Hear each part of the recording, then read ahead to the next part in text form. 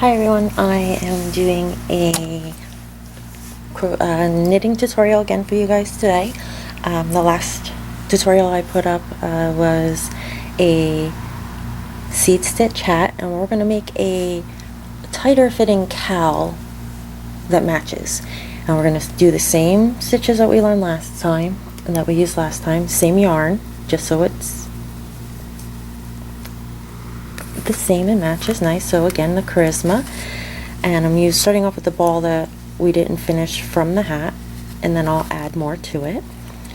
And the color is willow, so it's nice white brown colors with a little bit of gray. I am using a 16-inch needle, the same one we used for the hat, and my needle of choice is a 17, and I put 59 stitches on, and we are going to join in the round, making sure we did not twist our stitches. And this is how I join in the round. I put the left needle, the first stitch on the left needle to the right, and the cross over the right to the left, and that is how we are joined. Now we are going to continue by doing knit one, purl one, all the way around. I am not used to using needles this big, so this will take me some getting used to. However, it does make your project work up quicker and makes it more airy, so if you're one that tends to overheat, this may be a great option for you. And continue with our knit one, purl one.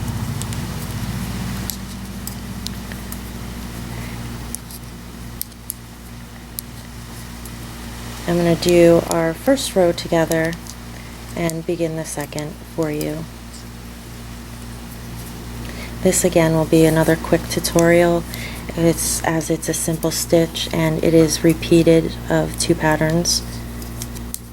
Just the 2 rounds, that's it. And just knit one, purl one all the way around. If you're not used to bigger needles like this, it may take you a little getting used to as well. It is a little awkward for me, but I'm excited to try something new.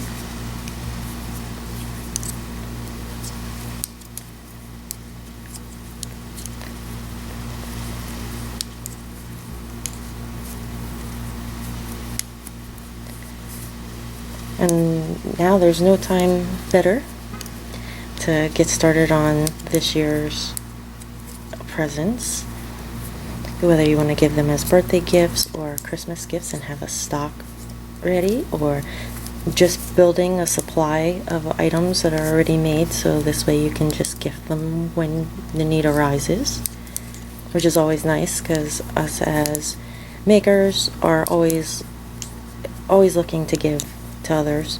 So it's great to have things on hand to be able to gift away.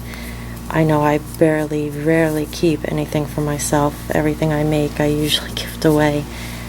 And when it comes time to needing something, I'm usually left in a pinch trying to hurry up and make something last minute. Are any of you guys like that?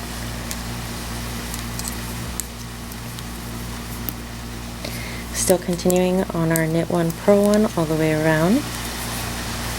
Try to keep your tension the same as you work your way around your first round of the cowl.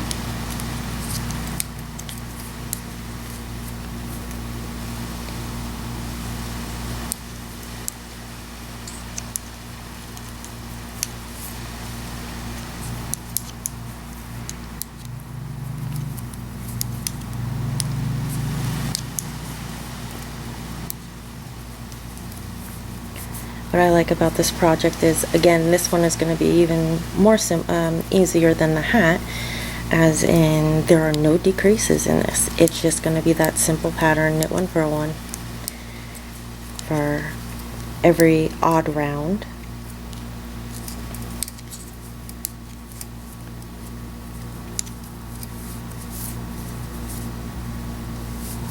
Okay, we're about back to our beginning here.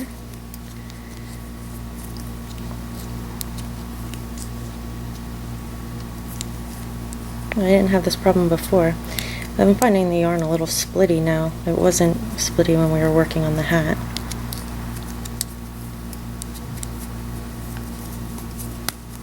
Okay. And a few more stitches here of our knit purl one.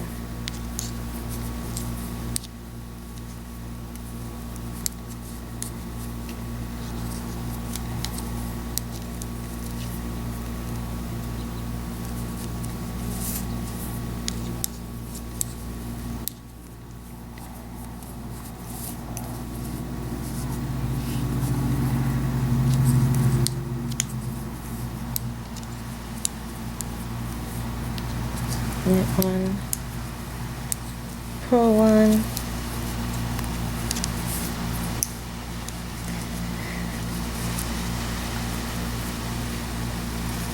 and knit one. And you want to leave off on your knit one, and that will be the beginning of your round there. You see, as the tail marks it. Now you can put a stitch marker in here so that you know where it is. I do not have any big ones. You can loop another piece of yarn in there so you know where to go. I'm still not familiar enough with these big needles, so I'll be taking my time going around, so I don't feel I need it.